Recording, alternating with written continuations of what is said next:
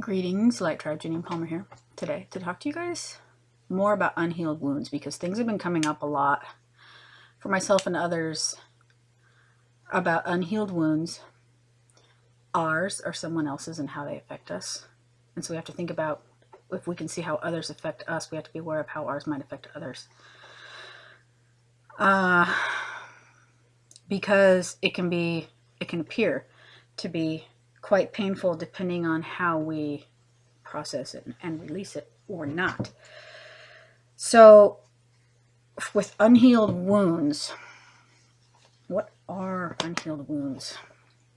What are wounds that we experience or carry? And I'm talking about on an emotional level, like an emotional or spiritual or mental level, not physical wounds. Things we go through, treatment by other people, especially when we're younger. How our child is harmed, neglected, possibly abused, even if it's not intended to be that way. So if a parent has suffered hardship and abuse as a child, which so many have, and they didn't know how to release what they experienced, and so they're always battling with the pain they carry. Okay, and not knowing how to release it, not knowing how to break out of patterns and habits, not knowing how to communicate, especially parents who were brought up with the, seen and not heard. It's like, we can't talk about stuff, and they're not encouraged to let it go, so they bury it and it festers.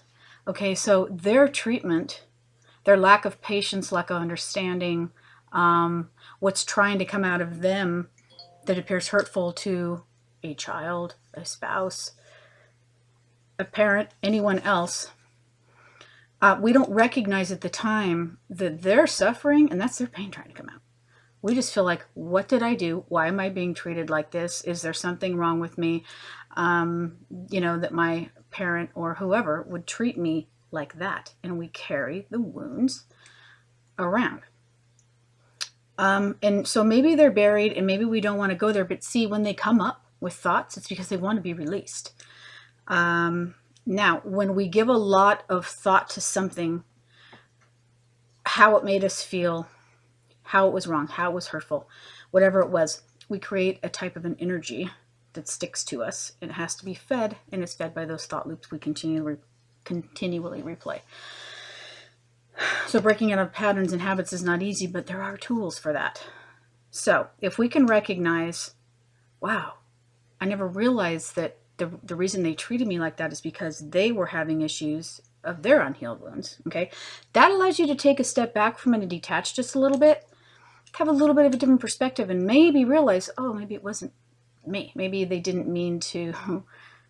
Doors opening right now. Didn't mean to do anything hurtful, but they didn't know how to heal, and they didn't know how to be present or nurturing to us at that time, or whatever. So to help heal something like that is to face it. I mean, people don't want to think about that. They don't want to go there. To take some meditation time and go back to that time and place and that issue and that person. And ask what you learned from it. Because we learn from everything. What did you learn from it? Even if it's that you learned how to not be that way and so you didn't treat your kids that way. There's hidden messages in everything. Lessons. So what did I learn from it? Take the knowledge, thank it for what you learned from it, and then work on releasing the part of it that no longer serves you. So like the pain and the misperception, or, oh, I didn't look at it that way, so all these years I've been carrying this misperception. Okay, let's pull the energy of that out and visualize getting rid of that however you want. So this is just for taking a step towards healing and releasing the unhealed wounds that someone caused us to suffer, and maybe they didn't intend to. Like I said, a lot of what we experience from others in the way of hatefulness is their pain and anger and hatred coming out. Okay, they don't know how to be nurturing because they didn't learn how to do it, to release it, to heal those wounds. So we need to learn to detach from things because we're attached to our ideas about things, our thoughts about things, our beliefs. Sometimes we're attached to our pain. Sometimes people aren't ready to let go of their pain. When it keeps presenting and it keeps like interfering with your ability to function, it's time to address it. It needs to be acknowledged. Acknowledge yourself for who you are, what you do, the good that you are and that you bring into this world. Okay. And remember that a lot of what we see or think we see or understand or think we understand is illusion. Okay. We have misperceptions about things. We have incomplete information about things. And if we had all the information, it would completely change our perspective, but we don't. So it's really just to cut yourself some slack. So forgiveness is huge, huge, huge. To forgive yourself. And then forgive others, because that is what frees you. Peace.